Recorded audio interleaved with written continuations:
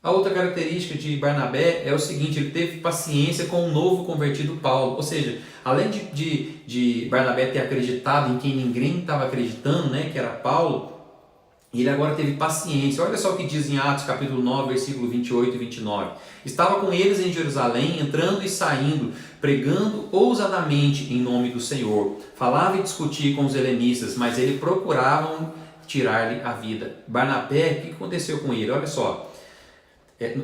Paulo, nesse texto, ele, depois que ele estava convertido, né, que Barnabé acreditou nele, ele estava agora lá em Jerusalém pregando, né, ousadamente no Senhor, mas ele começou agora a entrar em discussões com os helenistas, a ponto dos caras querer matar ele.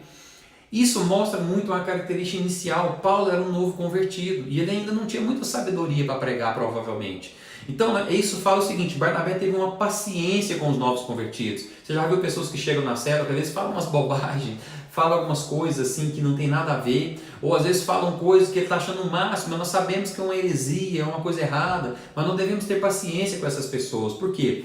Porque o próprio apóstolo Paulo, lá na frente, quando ele escreve a sua carta a Timóteo, 1 Timóteo 1, versículo 4, ele instrui Timóteo a não entrar em vãs discussões, não entrar em discussões sobre genealogia, essas coisas, porque isso não leva a nada. Ou seja, ele amadureceu Paulo lá na frente, mas aqui ele está entrando em vãs discussões com os helenistas, mas mesmo assim, Barnabé está tendo paciência com ele, está acreditando nele. Provavelmente Barnabé deve ter sentado com ele, ensinado para ele: cara, não entra nessas discussões, né? Isso não é para edificação da fé, não faz isso, né?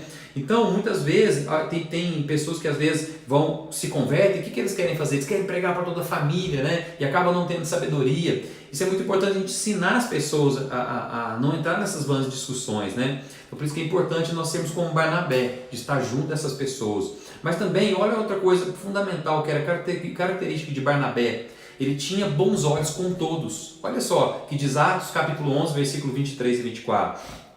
Tendo ele chegou aonde? Em Antioquia, onde era a igreja dos gentios. Tendo ele chegado e vendo a graça de Deus, alegrou-se e exortava a todos os que, com firmeza de coração, permanecessem no Senhor, porque era um homem bom, cheio do Espírito Santo e de fé, e muita gente se uniu ao Senhor. Olha só, Barnabé se alegrou ao chegar em Antioquia. O que ele viu? Ele viu graça e se alegrou. Olha só, olha o contexto. O contexto, por enquanto, na igreja de Jerusalém, que era a igreja onde iniciou o mover de Deus ali, só tinha praticamente quem? Judeus.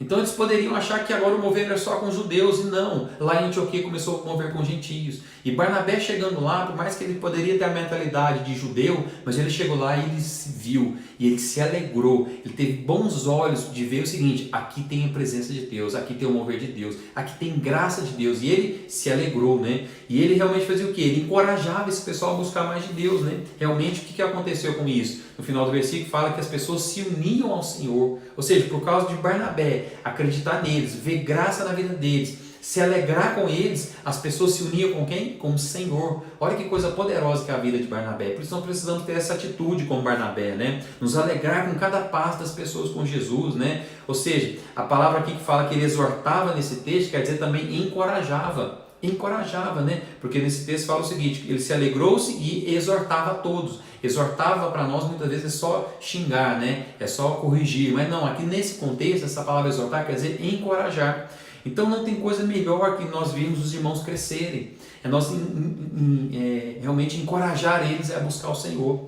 E a última coisa aqui que eu quero falar sobre Barnabé é que ele foi atrás dos perdidos.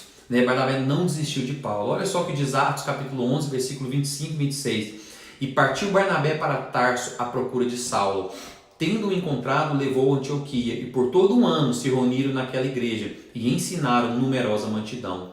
Em Antioquia foram os discípulos pela primeira vez chamados cristãos. Olha só que coisa poderosa, irmão. Olha só, os líderes de Jerusalém, aqui não está contando a história, mas eu quero te contextualizar. Os líderes de Jerusalém, de uma certa maneira, não acreditaram muito em Paulo, e eles compraram uma passagem para Paulo voltar para Tarso. Uma passagem só de ida, não queria que eles voltassem. Olha só, Paulo voltou para Tarso, sua cidade natal, e de repente ali ele pode ter desanimado, ele pode ter desacreditado o seu chamado. De repente Barnabé vai para Antioquia, começa o mover de Deus ali, a graça de Deus manifestando, uma explosão de crescimento, uma igreja que hoje é referência para nós, né? Uma igreja primitiva de Antioquia. Porque é uma igreja de gentios, nós somos uma igreja de gentios. Olha só, mas Barnabé largou um mover de Deus, largou um avivamento que estava ali para correr atrás de um homem. Ele deve ter gastado dias para chegar até Tarso. Ele pode ter chegado lá na cidade de Tarso e começou a perguntar: vocês conhecem Paulo? O Paulo é um que mexe com tenda, é um cara que faz tenda, é um senhor assim, assim assado. Provavelmente ele era viúvo, né? Um solteirão. Olha só, provavelmente ele correu atrás de Paulo, de Saulo, no caso aquele que fala Saulo, correu atrás de Paulo até achá-lo. Agora imagina a cara de Paulo ao ver Barnabé. Provavelmente ali Barnabé deve ter lançado palavras de fé e falar assim: Deus não desistiu de você, você tem um chamado, vamos comigo para Antioquia. E ali Paulo foi com ele para Antioquia, E aqui a Bíblia fala que nesse tempo aqui, naquela igreja, eles ensinavam numerosa multidão. Olha só, olha que coisa poderosa que aconteceu. Barnabé foi atrás de um perdido, que era Paulo, estava lá em Tarso, E trouxe ele de volta. E quando ele trouxe de volta, sabe o que aconteceu? Paulo descobriu o seu grande chamado. Olha que coisa poderosa quando você investe nas pessoas.